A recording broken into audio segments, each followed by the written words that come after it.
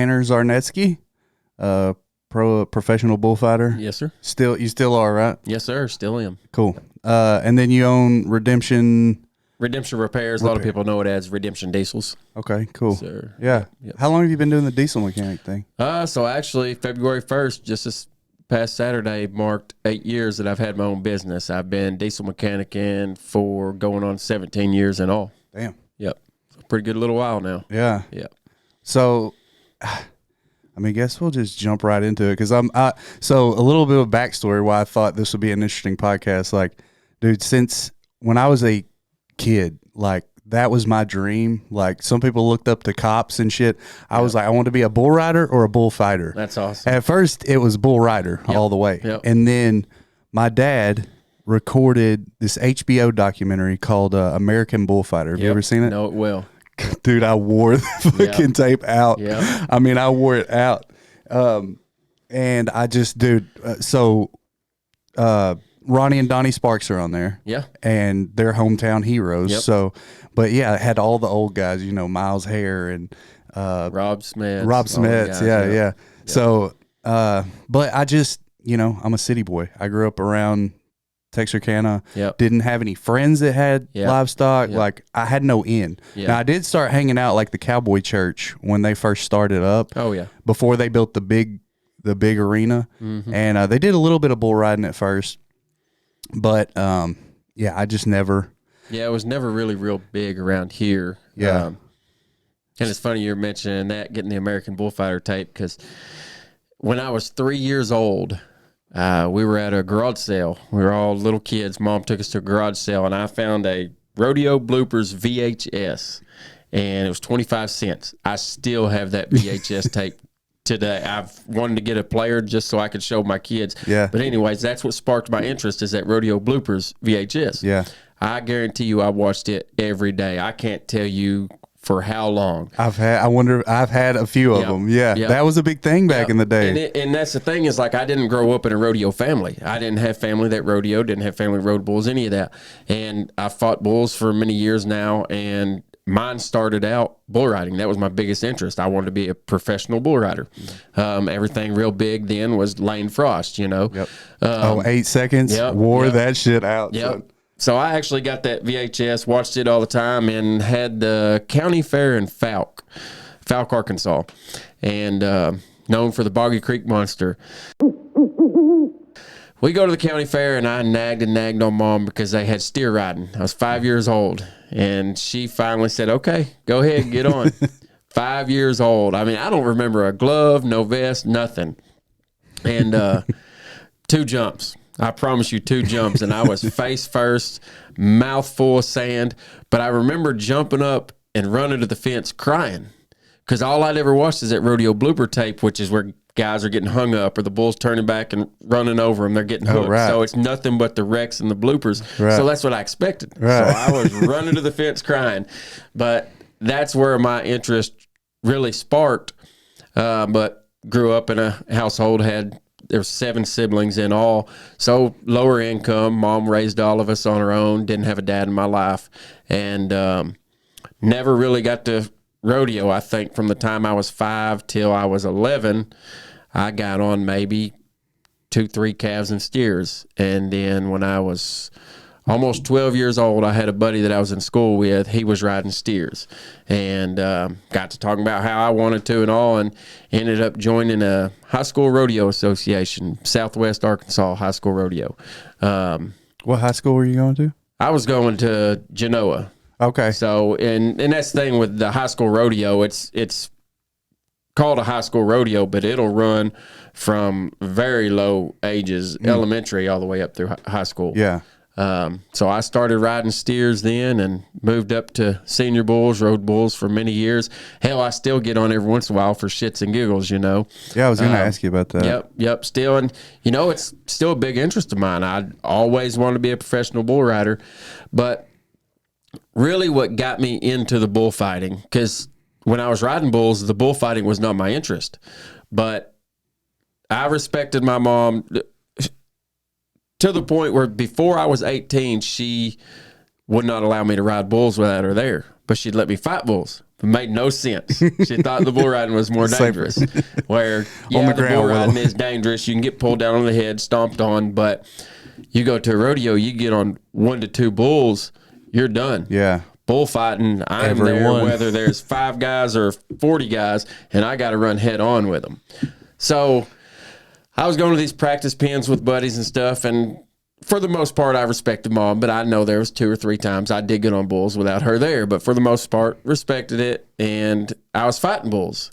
And it got to the point where I started to grow a pretty good knack for it, to the point where guys were giving me $5 for each bull they got on to help protect them. Or there was times guys were giving me pearl snap button-down Western shirts Hell yeah. to run protection at night. Because the That's practice pens, suitable we didn't payment. have bullfighters. Yeah. So it kind of just grew from there. When I was, And what, like, so is this it, like, these events for the school rodeo stuff you were doing? so or? no, that was actually just practice pins. So Okay. and that's what's sad nowadays is you got these young up and coming bull riders, and a lot of them aren't as tough as what we were years ago. But we don't have the practice pins around here like we used to. I mean, I remember you could go to, I think it was Tuesday nights, we would go at the Mike White's place in DeKalb. Him and his brother, Pat White, would buck bulls. Mike White, the World champion bull rider. Yep. really in DeKalb? Yep. He lives in DeKalb still. to I this day. did not ever know that. Yep. Yep. He's Wow. still there. Yeah, that's one of the old school heroes, Yep. man. Yep. His brother's still there. Wow.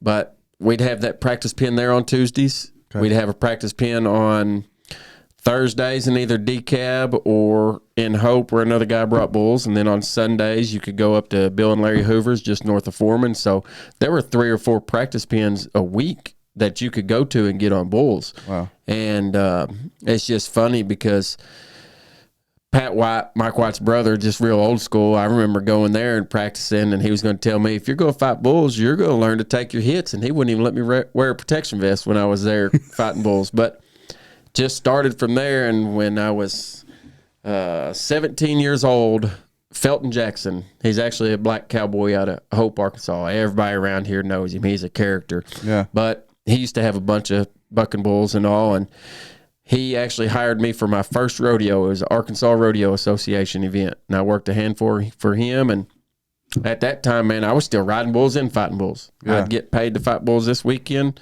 Next weekend, if I wasn't fighting bulls, I'd enter a bull riding. Then it's got to see where reality kicked in. You got bills, you got this to pay for, and where bull riding, you're paying an entry fee. It's almost like gambling. You pay Right. your entry fee, and if you win, you win. If you don't, you don't. Well, it got to the point I was dependent on it just to pay the bills. Well, you buck off a bull, you done lost money. Yeah. So it just got to where I was getting paid to fight bulls, and pretty much went from there. Yeah. Yep. What year was that when you, like, made the transition? So I was 17 and 36 now. So I guess that's going on. That's been 19 years ago. I forget what year that was. So if I graduated in 07, so it should have been 06, I believe. Okay. Yep. And so you just kind of were like, hey, this pays better and Yep. you're good at it. So, Yep. And that's why I was still riding and fighting bulls, but that's Right. where I really started getting paid to work rodeos. right. Yep. That was one of the questions I had was like, what is that like? Like, I don't know, with baseball or something, you have leagues, and you work your way up through these leagues and minor leagues. Yep. How does that work in rodeo? Like, I guess, like, how do you become like a guy that people are willing to pay to come fight bulls? Like, they find out about you, or is there like That's the most part. So you're contract personnel. So it's just like any other contractor. You're paid for being there. Yeah. And you've got rodeos nowadays. You've got where either the contractor, which is putting on the rodeo, hires the bullfighters, or you have a committee which actually organizes the rodeo, such as, say, Four States Fairgrounds. If they had a rodeo committee, they could hire so-and-so rodeo company to produce their rodeo, but they're going to bring in their own contractors, such as bullfighters, sound men, announcers, stuff to that manner. So typically, if you're hired as a committee bullfighter, you're typically getting paid a little bit better most of the time than what you are a contract hire. But it's all contract work, and they just like contractor wise, they get to know you personally, and they're like, man, I like being around that guy, or the fact that he does do good work and you're getting his rodeos. But a lot of these bigger committees, they'll go out to, say, Las Vegas, Nevada during the NFR National Finals Rodeo. We have what's called a contract personnel convention, where we actually go in, we set up a booth, and these contractors will come through this convention, shake hands, talk, get to know you. Well, you'll sign contracts to work their rodeos, and they may book you for 1 year, 3 years, or even longer. Yeah. So that's the thing with bullfighting is, if you're good and you get known, you're going to get more jobs, and you're going to get better paying jobs. Right. Well, I'm sure there's not many of you. There's as far as good ones. Man, and that's what's crazy is PRCA, which is what you would consider elite of the elite. Yeah. And that's Professional Rodeo Cowboy Association. So I've even brought this up before in our Bullfighters meeting in Las Vegas, because every year it seems like we've got the same 25 to 30 bullfighters there that you know well. I mean, you know them just by name, being around them all the time. But you look into PRCA, and there's over 150 something bullfighters. Damn. And I've had my pro card for, I believe, 11 years now, and I don't know any of them guys, and that's what's crazy. Huh. Yep.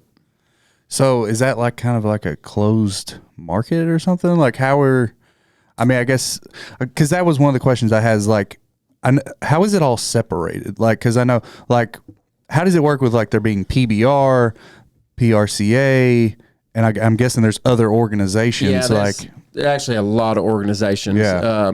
Which PRCA, then you've got PBR, Professional Bull Riders, which is just strictly bull riding, which you know. PRCA is all your other events rodeo wise. Now used to have CBR, Championship Bull Riding, which was kind of like PBR, but not anywhere near the level that it is. Right. But it's just different organizations that's struck up over the years, but PRCA is the one that's been around the longest. So early on, are you, like, when you're 17, you're like, all right, I'm doing this for money.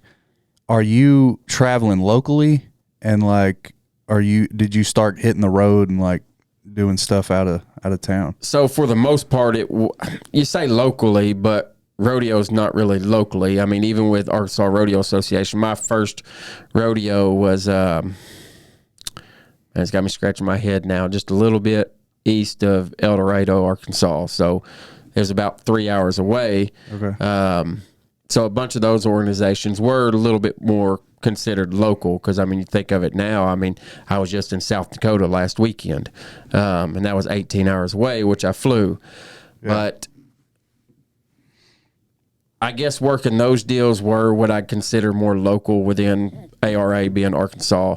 But then I started into freestyle bullfighting, which is a lot like you experienced watching the American Bullfighter. That's kind of what that focused most on, freestyle bullfighting. And a lot of people aren't even aware of what freestyle bullfighting is. Yeah. They think of bullfighting, they automatically think of Spain and killing the bull. And it's not anything to that aspect, where American freestyle bullfighting is, there's no bull rider involved. So you're actually calling for a Mexican fighting bull, and you are judged upon how aggressive that bull is, and how aggressive and how you interact fighting that bull, whether it's step throughs, back fakes, a lot of guys jumping them. You got crazy different tricks that guys do nowadays. Yeah, I'm sure it's advanced so much. Yeah, just to build points. So that's actually competition.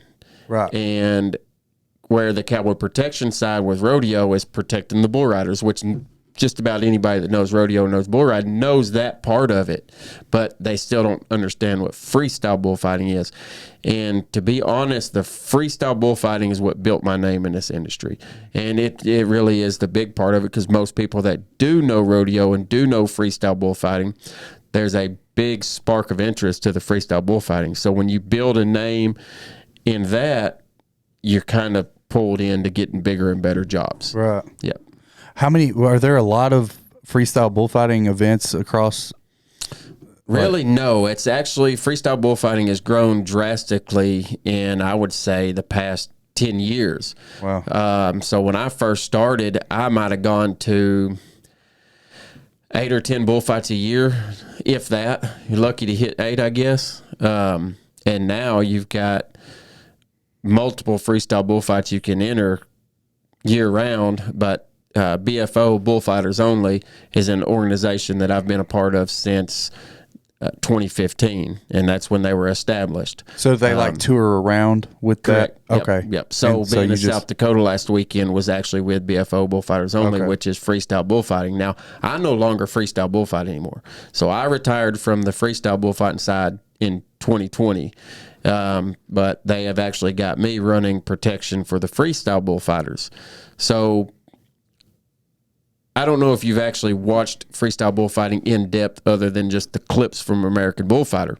But a freestyle bullfight, if it's with a rodeo at the end of the rodeo kind of sell it, you may have 3 freestyle bullfights, 3 guys competing against each other, and they all fight one bull separately, judged upon it. The highest score wins. To where a BFO Bullfighters Only competition, it'll have 10 or 12 guys, and they group it to where you can't get 10 fighting bulls that are all pretty much the same caliber of aggression. It's going to be hard to pair them like that. Yeah. So if you put 10 bulls in a round and 10 guys in a round, there's going to be guys that have an advantage over another because his bull is more aggressive than the other. So what they do is they pair them by 3s. Well, it's typically always been 3s, but here lately we've been doing head-to-head matches with BFO. But what it is you'll find 3 bulls that are pretty close to aggressiveness the same. That's one round. Then another round, 3, 3, 3. And so there's 3 guys in that round. And for many years of freestyle bullfighting, all the way back to the Wrangler bullfights, that is the most known for freestyle bullfighting, you'd have 3 guys in a round. So how it worked is when one guy was entered or calling for his fighting bull, the other 2 guys that were entered, they're on the sidelines. If he goes down to get hooked, they're moving in to get the bull off of him. Right. Well, the only thing with that is they're fixing to call for their fighting bull next. So not only are they getting winded or chancing getting hurt and not getting to properly compete. Yeah. What I did is in 2020, after retiring from the freestyle game, it just kind of hit my mind. I presented to him. I said, think about this proposal. I've been with BFO, Bullfighters Only, since 2015. I'm done freestyle bullfighting. Not only do I just not have, I don't take that. I mean, I'd have a drastic interest for it, but I can't do it like I used to. Yeah. 36 years old is pretty old for freestyle bullfighting. So I gave him this proposal of, we are the elite of the elite. When we put on a bullfight, everybody comes to see. They want to see the best bullfights possible. But now we're jeopardizing that one guy behind the other guy that just got knocked around to not perform to his 100%. Yeah. Because he's chancing getting hurt or chancing getting winded. So it's going to slow him down for his fight. So my proposal is I will be on the sidelines.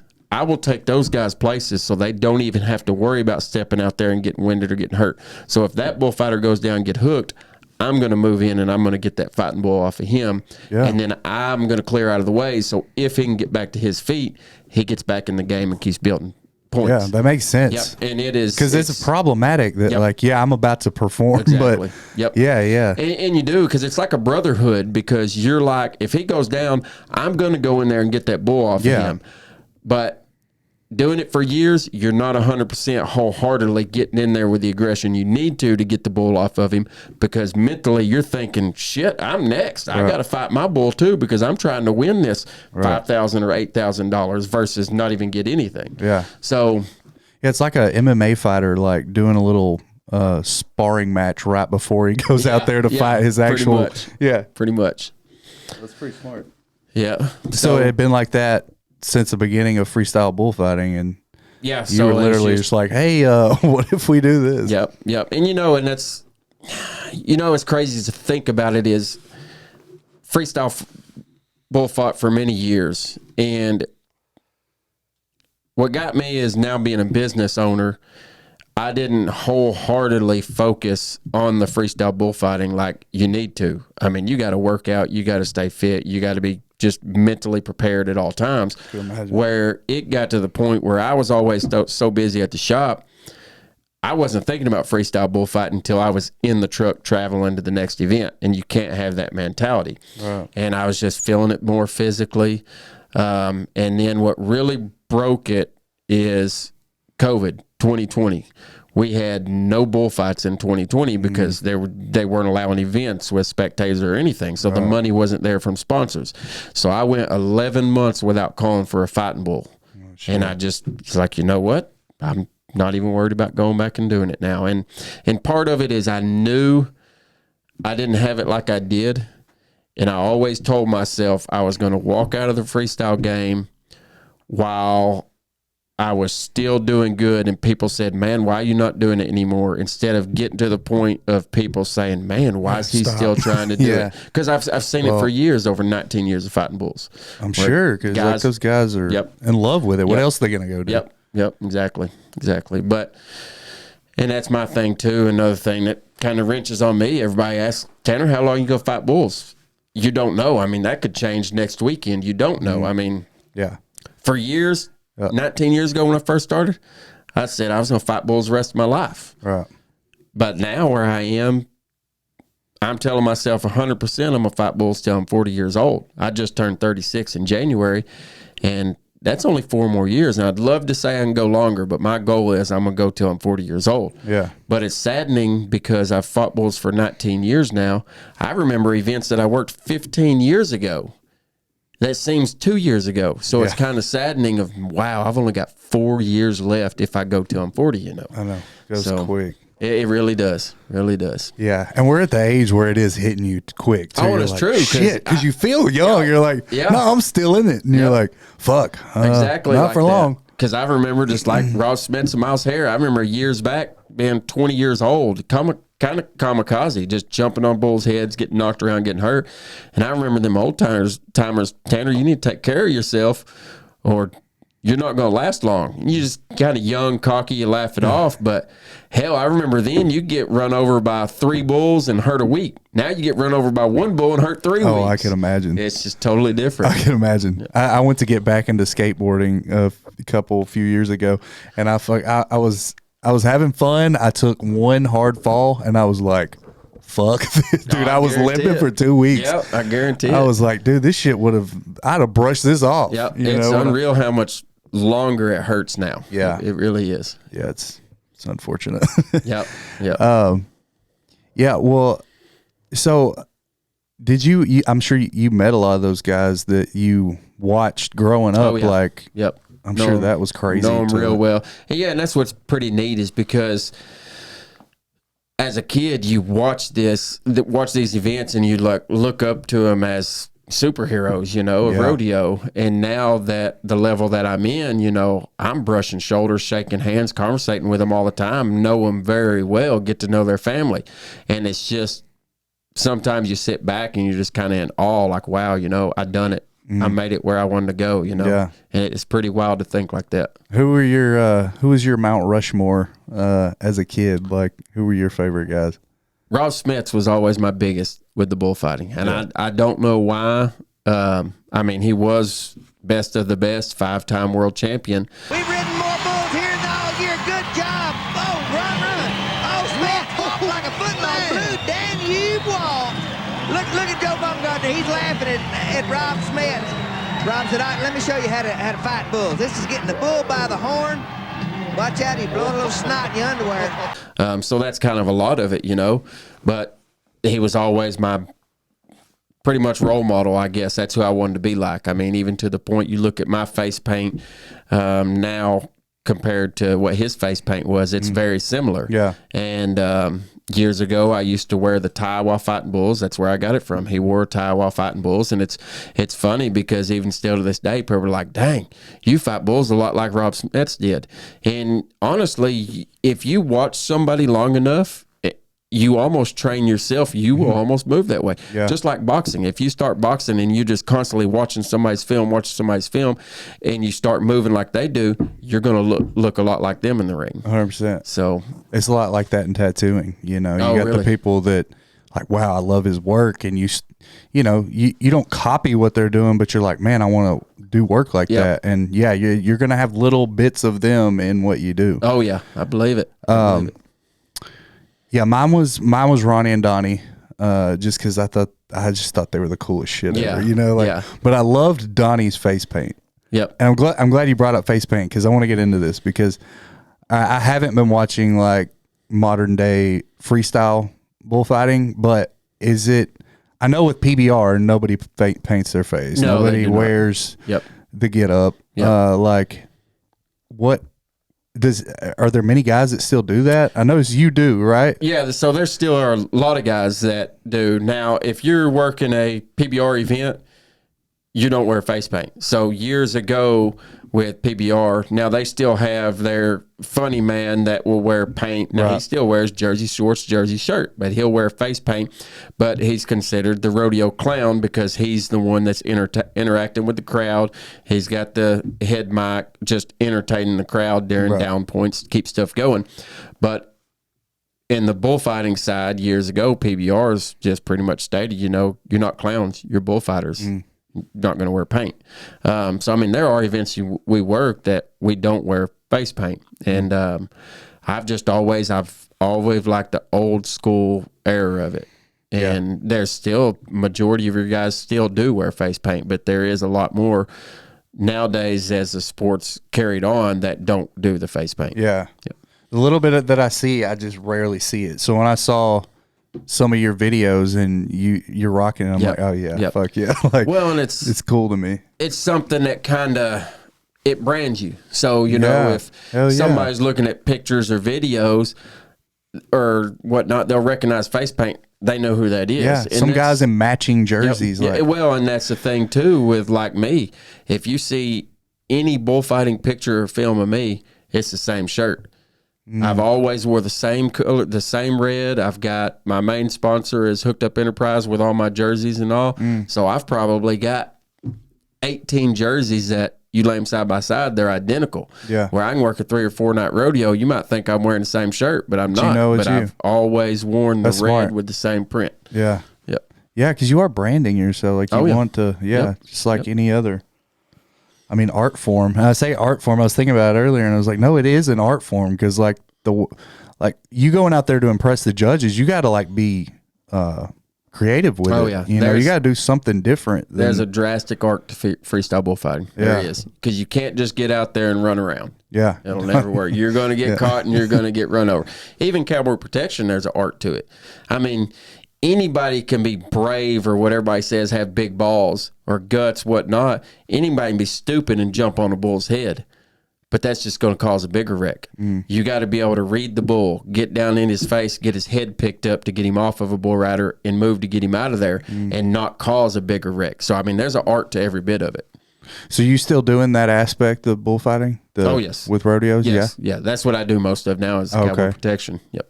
Like how often are you doing rodeos, and do you do select ones that you like to do, or like how's that work? Man, if they pay enough, I'll go. Yeah. Yep. So I mean, I'm still rodeoing a lot. So I had all January off, which was kind of nice after a long year. But I mean, looking at it now, which is crazy, is this year is my busiest year yet. Fighting Bulls 19 years now, and this will be my busiest booked year. Oh yeah. But got South Dakota last weekend. I've actually off this weekend. Next weekend, we got the big bull riding here in Texarkana at the fairgrounds. Yep. So I'll be working that. That's next weekend? Yep, the 15th. Yeah, if I can, I'm going to make it to that. Because I've been wanting to take my stepson to one, and we were looking at maybe taking him to the PBR finals since it's going to be at the – are they always at AT&T Center? So they've actually started doing the PBR World Finals here in Texas the past – don't hold me to it, but somewhere around a couple years or so now, a few years, something to that matter. Yep. Yeah, I didn't know they were doing them there. So but yeah. So do you get pretty close with some of those guys, the bull riders? Oh yeah. I mean, it's just you get to know guys more and more. You're around them and whatnot. So yeah, you get close to them because, I mean, heck, you can make a dang good save, keep that guy from getting hurt, and most of the time they're going to recognize it and come over and talk. And you're going to bullshit, and then turns into a friendship. Yeah. Well, I mean, that's like very, unique bonding situation. Oh yeah, yeah, by far. You just kept me from getting my face smashed in. Yeah, yeah, and that's the thing with bullfighting is people watch it and everybody's like, I want to do that. That looks fun. That looks badass. I want to do it. It looks cool. And there's so many young guys looking to get into the sport now, and that's awesome. I mean, there's nothing wrong with that, but it bothers me when somebody wants to do it to look cool and they're not 100% wholeheartedly in it.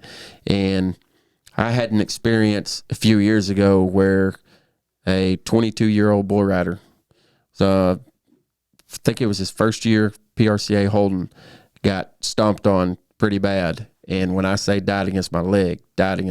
No shit. And that will bring a whole different perspective to your thought. And if it don't, it should.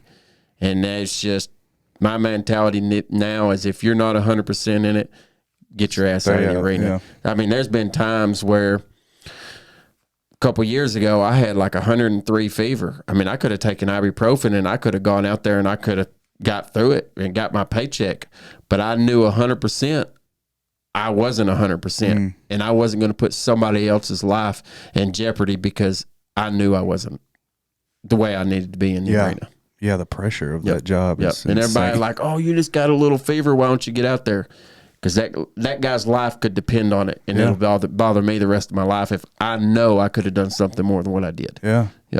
Yeah, that's not a job you go in sick to. No. Be on your fucking P's and Q's, Jack. Yep. And there's been many times that we do, but it's just ever since that incident a few years ago, it takes a little bit of different perspective. Oh, I bet. So how long were you bullfighting by the time you got into like the freestyle part of it or pretty much right away? The freestyle bullfighting actually come pretty soon after I was fighting bulls. I believe I was 19 years old, and Evan Allard, great bullfighter. He actually worked National Finals Rodeo. He was, I forget how many times, but a multiple time world champion freestyle bullfighter. He was putting on a freestyle bullfight down in Poteet, Texas, way down south. And I don't know if they just couldn't find another bullfighter or another bullfighter backed out or what, but somehow my name got brought up and mentioned. To this day, I still don't know how or why, but he had ended up giving me a call and asking if I was interested in going. Heck yeah, I'm going. So I went down there. My first freestyle bullfight actually calling for a Mexican fighting bull.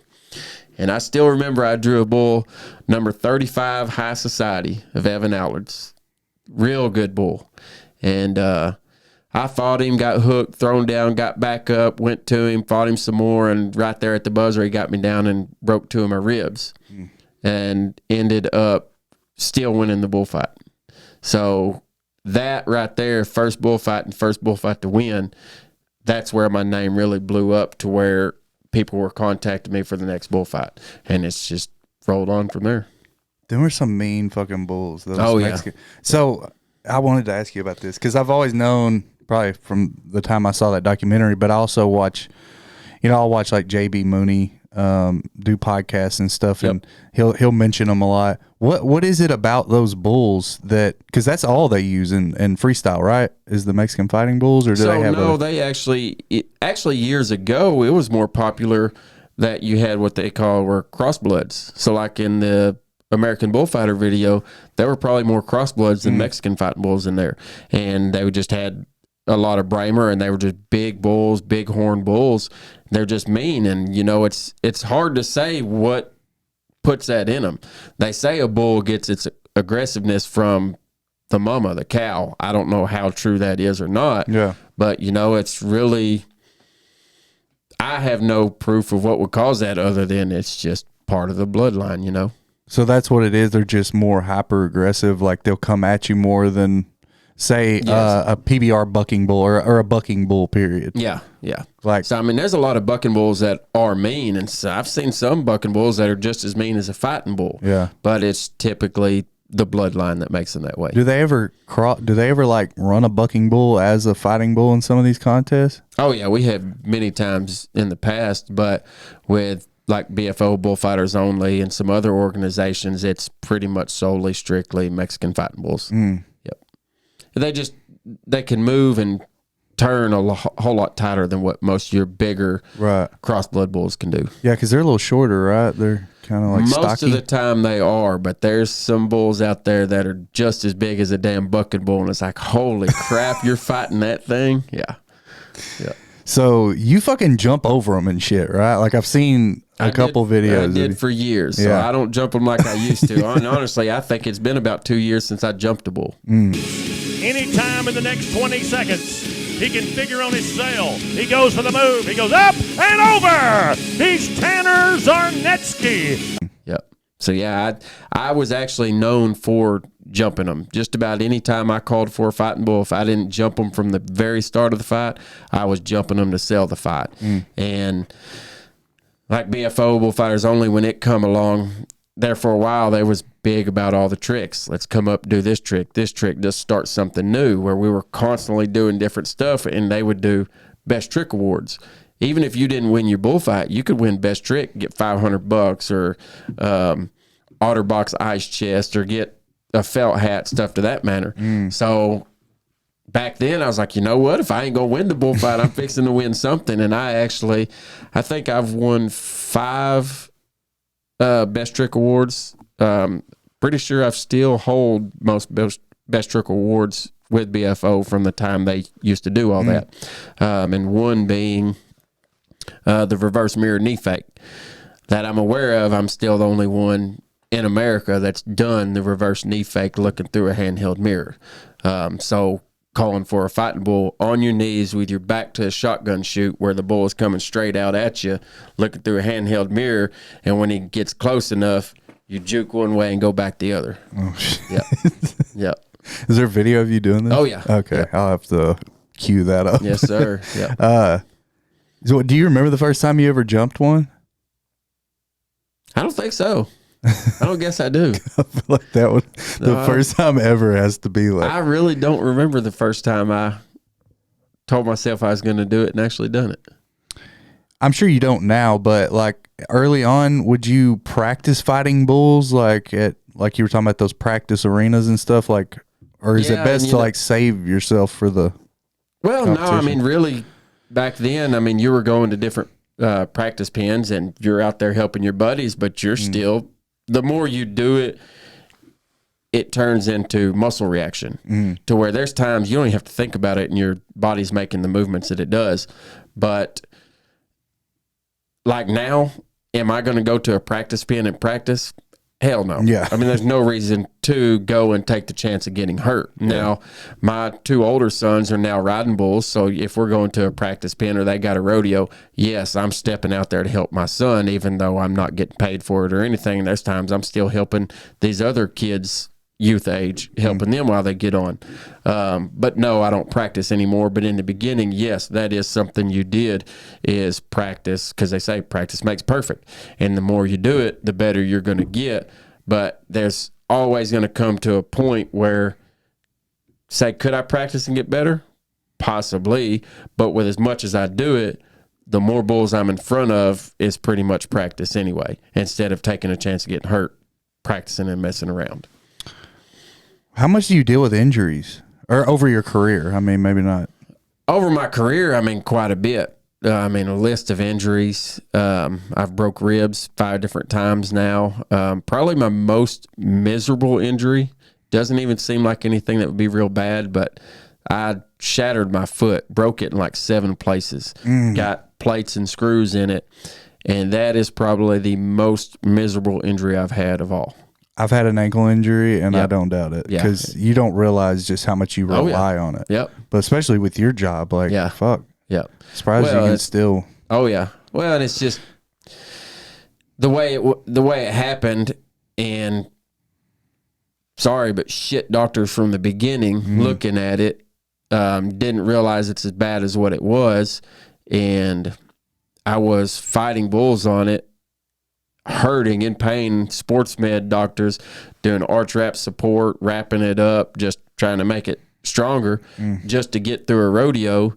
By the time I was done, I was hurting. I was ready to take a dang ibuprofen or something and just sit down for a while. And after 5 months of being tired of it, finally went and had it looked at by another doctor, and he was so wowed by it, he got me set up with a foot and ankle specialist, and ended up actually going to Dr. Hahn here in Texarkana, and that was the best choice I ever could have made. I mean, that guy really took care of me, and he did Did it require surgery? Or? Oh, yeah. Yeah, so he actually had to go in, re-break it in 2 places, drill my heel, and do a bone graft for some areas. So it was bad. Good. Yeah. How did that one happen? So that was kind of a freak deal there, working a bull riding, and you'll see a lot of bull riders when they get bucked off, they almost won't even pay no damn attention to where the bull is. They done got bucked off, so they're pissed off, throwing their little temper tantrum.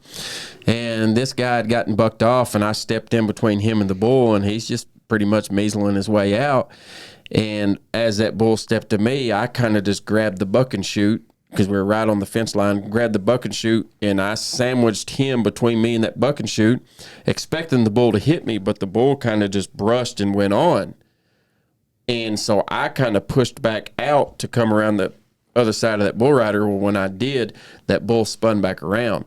When he spun back around, I was in no position to go anywhere. I was right there by that buck and shoot, so I stepped my foot in that buck and shoot just to pick myself up. Bull rider had already cleared. Went to pick myself up. When I did, them buck and shoot slats, they're not but, I don't know, 2, maybe 2, 3, some of them maybe 4 inches apart. Well, when I had my foot in there, that bull had hit my heel and come up.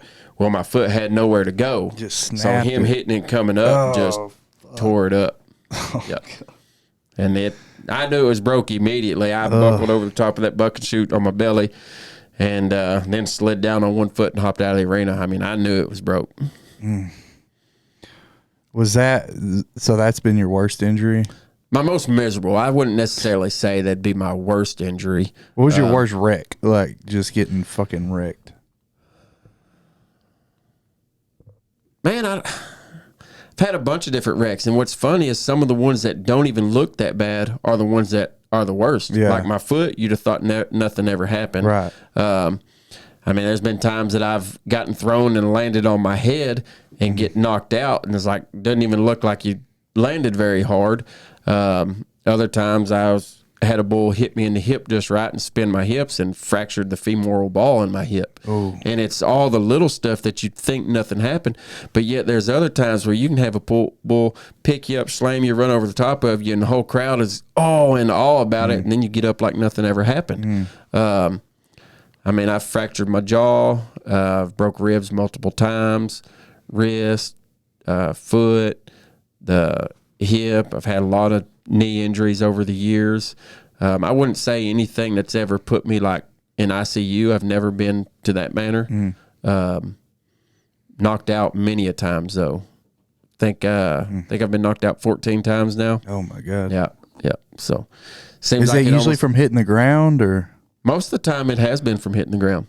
Yep. But it's been from like the collision? Oh yeah, I've had a horn to the back of the head before. I mean, getting head stepped on. So yeah. So crazy. Oh yeah. Dude, it's like you said earlier, like it looks cool, but I've been like down beside them, and it's like, fuck that, bro. Yeah. That thing coming at you like a freight train. They do, and they hit hard. Yeah. They hit hard. It's insane, the amount of strength they have. Oh yeah. Just watching them fling bull riders like they're it's rag nothing dolls. to it. Nothing to it. Damn. Yeah, I'm definitely gonna try and come out and watch y'all. That'd be next awesome, weekend. man. Yeah. That'd be good. They got a live concert afterwards. Forget the group that's playing, but Is it at the fairgrounds? At the fairgrounds. Okay. Yep, friendly for the whole family. So, I know I had some other stuff I wanted to ask you.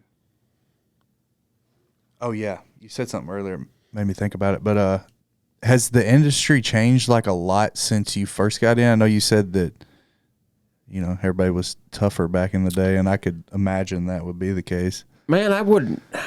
Industry wise, no, I don't think it's changed. Now it's just the younger kids coming up that you notice aren't tough anymore. Like we can go to a practice pen and you'll see a kid get on one bull and he's like, oh, I'm good. I remember getting on 13 bulls in one weekend. I got on 9 bulls in one day. It just depends on how tough you are and if you want to keep going. Yeah. And now it's just like kids aren't as tough as they want to be, used to be, or you see it a lot of times where the dad is wanting their kid to ride more than what their kid wants to ride. And I'll be honest, I got my 2 older boys riding bulls, and I'd rather them not ride. Yeah. But if they want to do it, I'm going to let them do it, but I expect them to be the best at it, you know? So, well, and who better than your dad to be there when you get off? Like, yeah, it's kind of funny because it's kind of this thing when we go to these rodeos and all. Even the announcer starts mentioning my name while we're there just for the youth deals, the kids getting on. But then again, at the same time, it kind of pisses me off sometimes because I've even had it admitted to me and mentioned before where they didn't hire a second bullfighter because they knew I was going to be there because my boys were entered in the rodeo. oh, hell no. So they're like, I'm going to save money and not hire a second bullfighter because I know Tanner's going to be here and he'll step out there and help. Oh, shit. Yeah. Yeah, but you got to have some backup. I know. Yep. I guess you don't. Right. I'm sure you'd prefer it. There's times you need it. Yeah, I mean, we touched on the clown makeup, but does anybody still wear the like cut off blue jeans and the? Oh yeah. So those are actually called baggies, and what it is, just oversized pants that you cut off, and they're not just shorts. You actually cut the crotch out of. Oh, that's they're right. They're like a skirt, and they do have the oversized denim pants that run all the way down to the bottom. But there's a couple guys that'll still wear those, like Weston Rutowski working. The stock show and rodeo in Fort Worth that's going on now, he wears them. Evan Allard used to wear them all the time, but mainly the guys are wearing the cut-off baggies that look like a skirt. And reason being is because they are oversized, just where you can move and maneuver. But if a bull gets his horn in them, them pants ain't coming off very easy. Where the skirt is actually Velcroed down the front. You don't have a button or a zipper. You have it Velcroed where it looks like it's still there. So if a bull hangs a horn and they're on suspenders, they're ripping them right off of you. So a lot of it, some people look at like the bandanas hanging off the baggies, which I don't have but one bandana hanging off the back of mine, red bandana. I've done that for years. Some guys don't have a bandana. Some guys have one. Some of the younger guys have more than one bandana on it. And they say, oh, well, that's a distraction to get the bull moving the other way. And I'm sure at times that it is, because you look at matador-style bullfighting where they got the cape. The cape, they say, oh, that bull's just after it because it's red. Bulls are colorblind. They don't see color. And if you actually look at these capes in Spain, the majority of them are purple on one side, yellow on the other. They're not a solid red. It's just that's the bigger target. That's what's moving. So that's what the bull's going to go to, and that's what the bull's going to follow. So if you look at it, you got these oversized baggies on with a bandana on them. If you juke one way and you start moving the other, that stuff's still flowing that direction. So it'll kind of get that bull tracking that way to where you can step around a little bit easier. Distraction. Yep. So, yeah, I mean, majority of your PRCA bullfighters still wear the baggies as well. Oh, cool. Yep. Yeah, so I recently got back into it, and that's what made me think of having you on the podcast. And me and my wife have been watching like the PBR stuff, and she likes it, which is fucking awesome. I'm like, it's something we can watch together. But so yeah, we started watching it again. I was like, man, it was just kind of like rejuvenated that that kid inside me that loved that shit, dude. And there used to be a lot of rodeos in Texarkana, like at the fairgrounds. Yeah, and I went to every one of them. We go and. It was a good time, but that was the question I have for you, which I asked you if the industry's changed, but like, it just doesn't seem like there's as much rodeo going on around here anyway. Man, and it all goes what people's interests are. Like going back to what you're mentioning, you had a big interest for rodeo, but you kind of go a while not paying attention to it, or you're not going to events. Are you losing interest? Not necessarily, but if it's not on your mind, the interest is not truly there.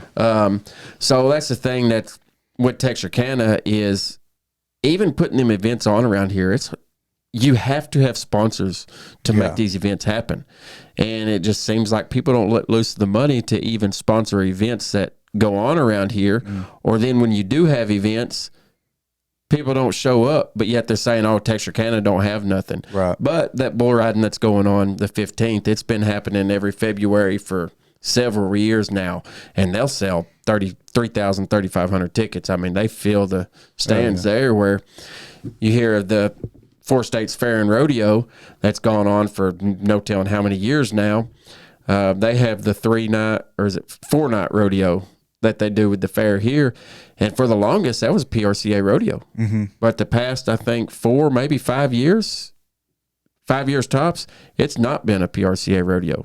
It's been not an amateur rodeo. It'd be like UPRA, which is United Professional Rodeo Association, CRRA, but it's not the elite level of PRCA. And that rodeo's gone downhill. I mean, like now with the UPRA, you got Wing Rodeo that produces that rodeo, and it's a good rodeo, but they don't get the contestants that they used to have. They don't get the caliber of contestants they used to have, let alone the amount of contestants they used to have. It's just, I don't know why, but it just seems like there's not an interest in rodeo around here like what you're mentioning, like there used to be. Yeah, it's weird. But then like the interest in the bullfighting stuff's grown, you said? Like it's more than ever, like you've said With a lot rodeo-wise, yes. Yeah. Yes. Yep. Is there still Mesquite Rodeo?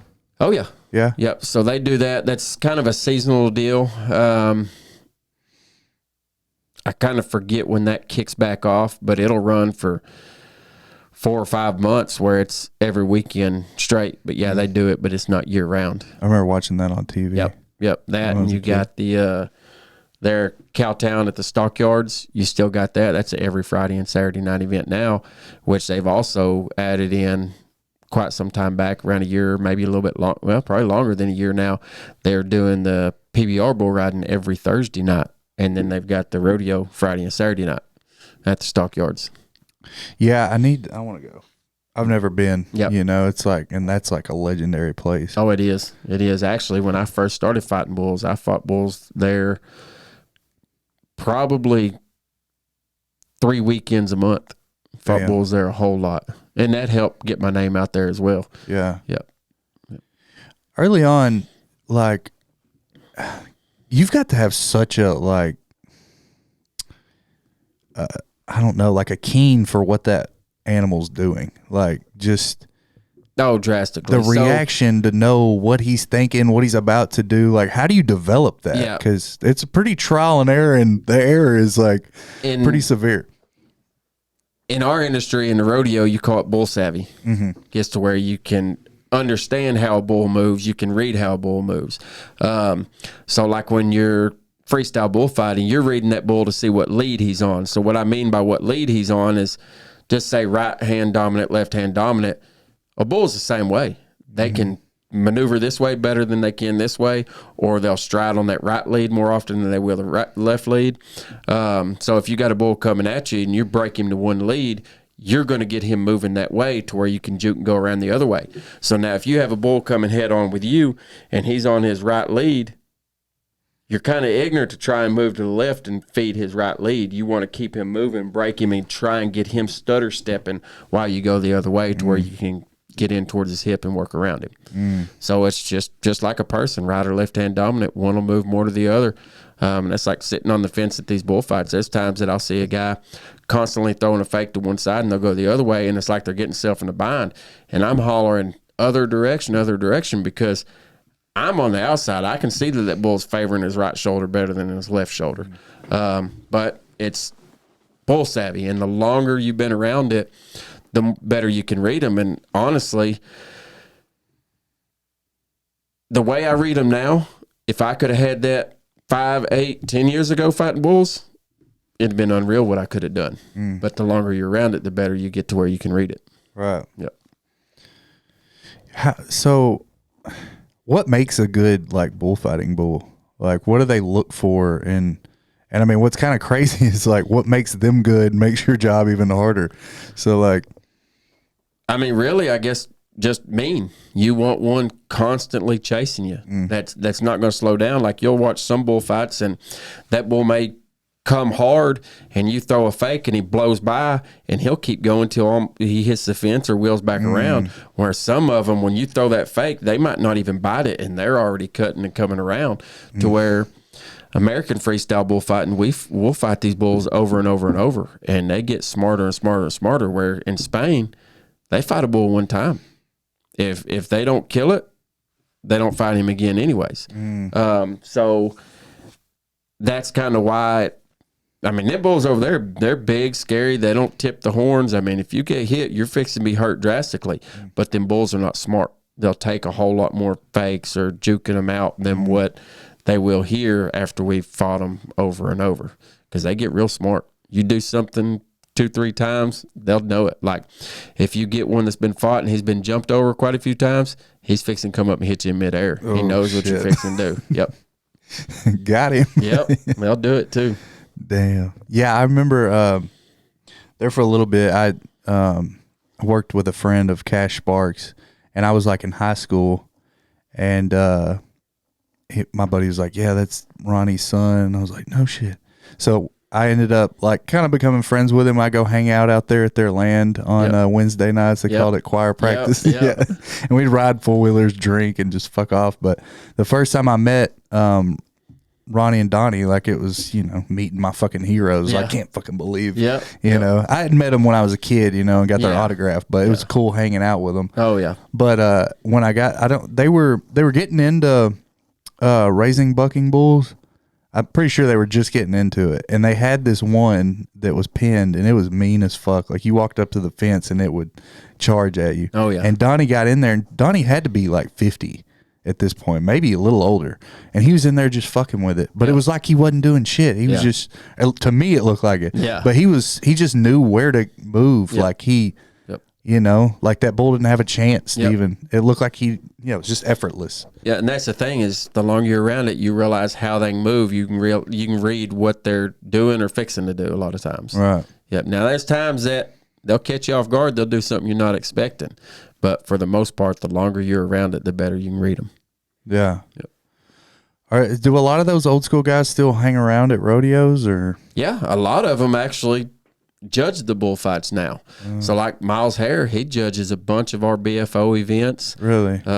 Yeah. Rob Smets has actually for quite some time been announcing, but he still judges some bullfights as well. You got Frank Newsom, which probably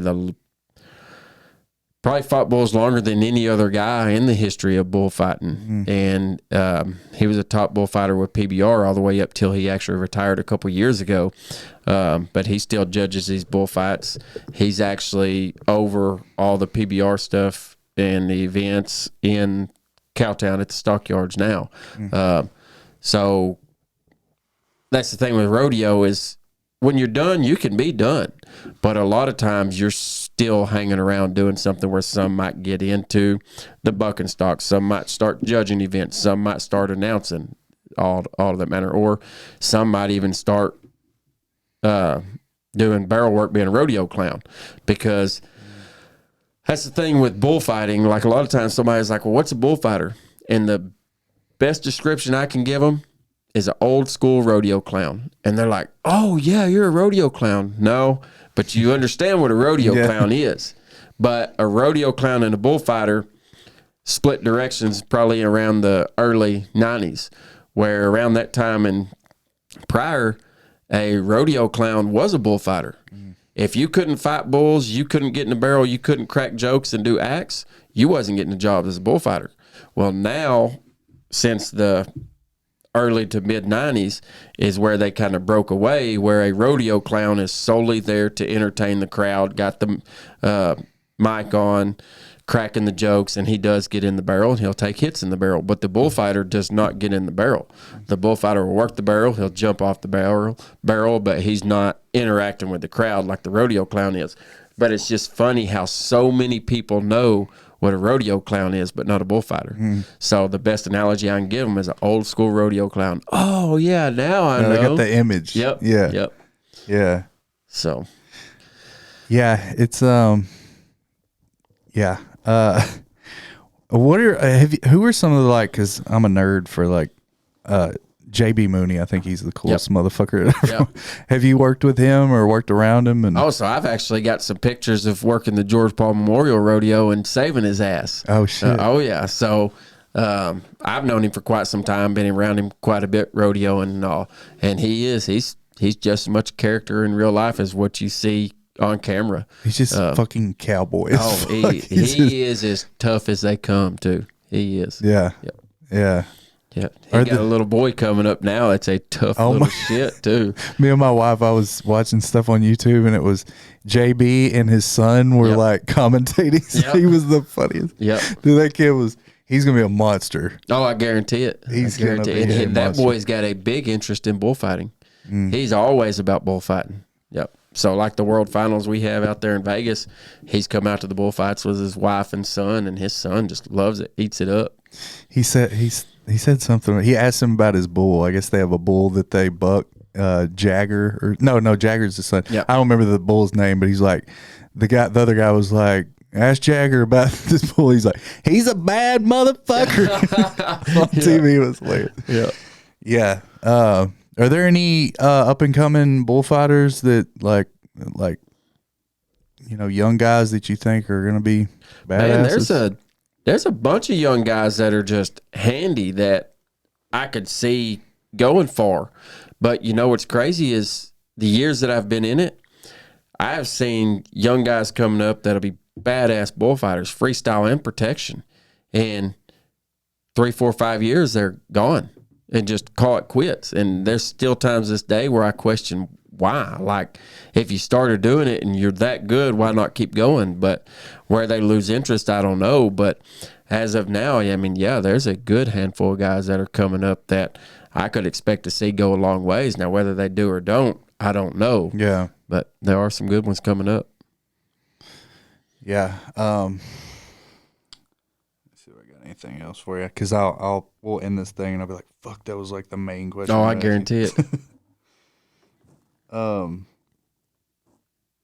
What do you think about the team? Like I said, I just got back into watching PBR. What do you think about the team shit? How is it viewed in rodeo circuit?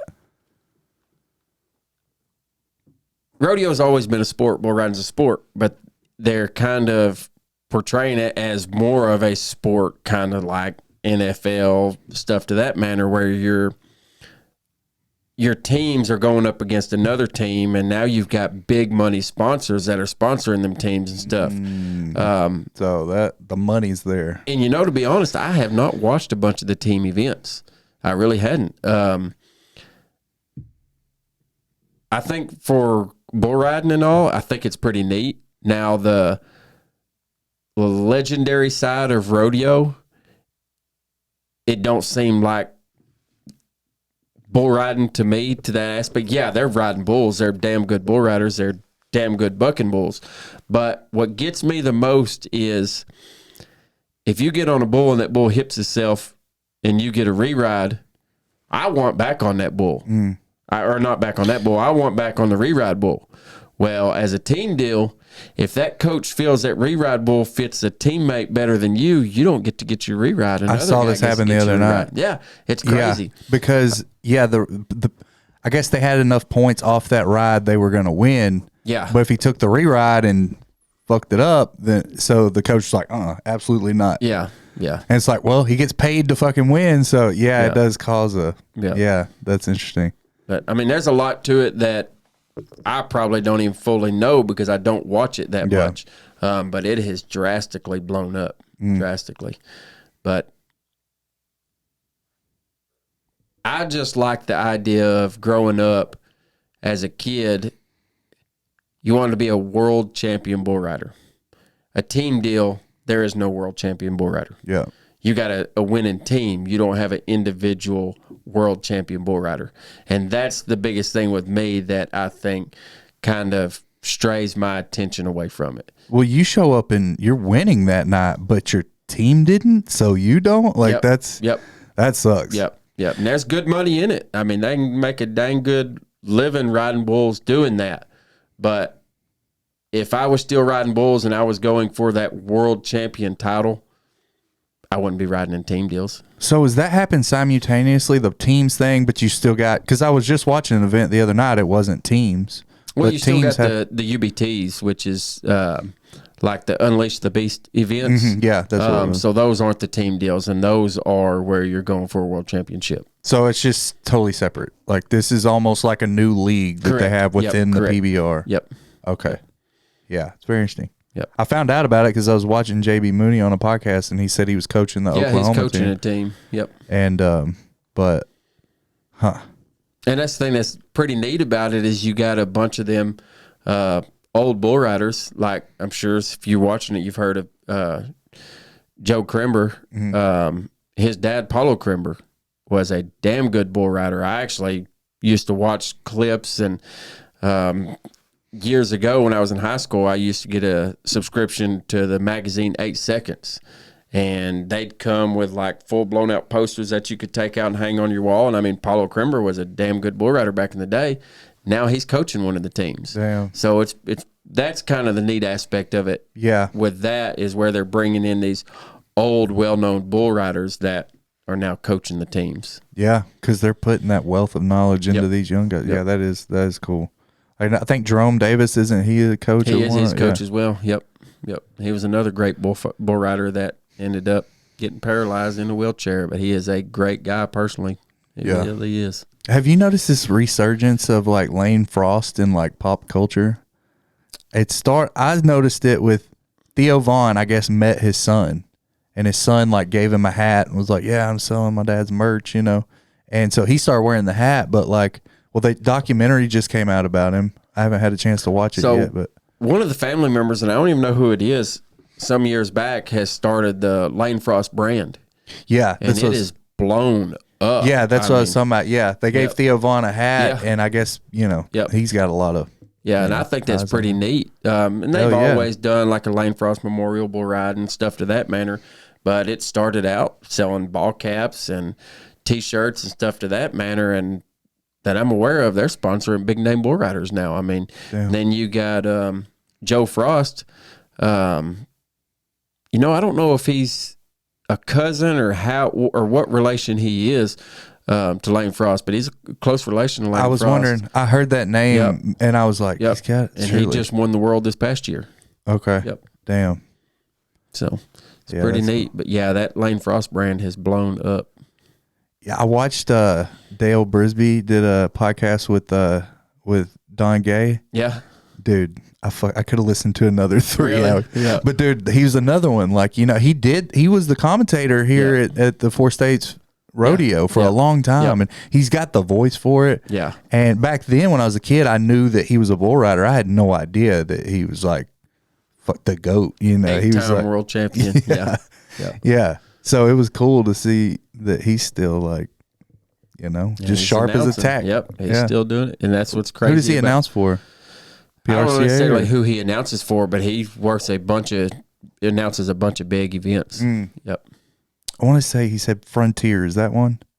Frontier is one, yeah. I think that's what he Frontier's said. a big rodeo contractor, yep. And so his brother, Jim Gay, they still have Rafter G Rodeo, and I have fought majority all their rodeos, except for Gladewater Rodeo and Fort Worth Stock Show Rodeo. Those are committee hires, but everything that Jim Gay has had with Rafter G Rodeo, I work his rodeos, and I have for past 11 years now. Damn. Yep.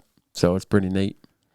All right, one more question, and I'll let you get out of here. But what are some like your favorite rodeos to do? Like, you got some that just like really stand out, like you? Man, probably one of the most prestigious ones is the George Paul Memorial Bull Riding in Del Rio. That's probably the most prestigious. Got a bunch of history behind it. Now there's a bunch of my work that have history behind it, but that one there is any bull rider in the PRCA looks to enter that bull riding, and there will be, in that one weekend, there might be 6 to 10 different world champion bull riders there competing against each other. Ones that's won the world in the past, because if you win that bull riding, that is a big lump sum of money to push you into the standings to making national finals rodeo early on in the year too, because that's the thing with bull riding is I've seen guys, just for example, going into NFR like this past year. Creek Young was sitting 15th place to go to the National Finals Rodeo. Well, he had an injury where he could not compete, so they had to bring in the number 16th guy to make the NFR. So that's the thing with bull riding is you want to make the most money you can early on in the year, because if you do take an injury and you're out a month, then you're trying to hurry up and catch up and get back up in them standings to make the NFR. So if you can make more money early on, chancing possibilities of injury, because it's going to happen. When it happens, there's no telling. Yeah. It could be right before the NFR, there's no chance of going, or it could be 4 months before the NFR and you got time to heal up and go if you've won enough money to make it. I've definitely heard Del Rio. Del Rio is a big one. Yeah. But then again, I've got a 3-night bull riding. I work in Nimrod, Minnesota. That's not a PRCA. It's not a PBR. It's not any sanctioned event. It's an open event, and it is one of the biggest bull ridings I work, and I've worked it 10 years now, and it's all the way up in Minnesota. But a guy, I think he's done it I think this past year was his 22nd year, if I'm not wrong. Been doing it every year for that long, and it's just grown and grown and grown. It's a big bull riding. Damn. Yep. Yeah, I want to go to a big event. I've never been to a real big event. Yep. Have you ever thought about getting into contracting, or you do any like? And that's the thing. I've always had people ask me, like, what are you going to do when you quit fighting bulls? Honestly, the only thing I really see myself doing when I quit fighting bulls is judging. If I'm not judging, I really don't know what else I do. I mean, there's times people mention, oh, well, you'd be a good announcer, because I've always been kind of good on mic. I mean, I've got good social skills. I can carry on conversation and whatnot, but I've never really had an interest for announcing rodeo. Yeah. So I think my next venture with rodeo, without stepping away fully, would just be judging. Yep. Because the contracting, there's a lot of work that goes into that. Not only a lot of money, but a lot of work for having the stock, breeding the stock, and it's not something that somebody just can jump into. And there's been people with money that's jumped into it and done good, but typically it's a generation after generation that's passed down through family that's carried it on. So to afford the genetics, that's where the money's at. Yep, exactly. Yeah, I heard JB saying he sold one for $20,000, one bull, and honestly, that's probably cheap. Low. Yeah, because there's some that's way higher than that. Yeah. Yep. Damn. Well, man, it's been real. I had a good time. Yeah, yes, I probably missed a few questions, but hell, maybe we can do this again. That'll work. All right, buddy. Thanks for coming. Heck yeah.